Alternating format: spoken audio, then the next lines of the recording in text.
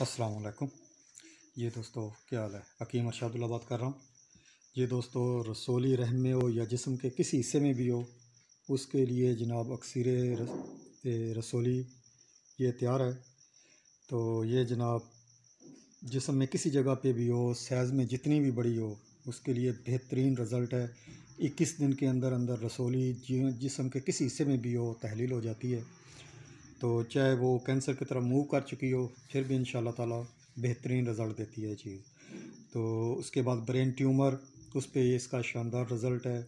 ऐसे नासूर यानी ऐसे ज़ख़म फोड़े वगैरह पुराने जो होते हैं, जो पीपदार होते हैं, जिनके अंदर से पीप ख़त्म नहीं होती, तो उसके लिए ये बहुत बेहतरीन है।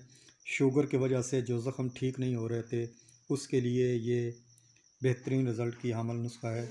तो तमाम दोस्तों की नज़र ये आज तैयार हो गया है, तो मैंने कहा कि चलो तमाम दोस्तों की नज़र करता हूँ। अस्सलाम वालेकुम।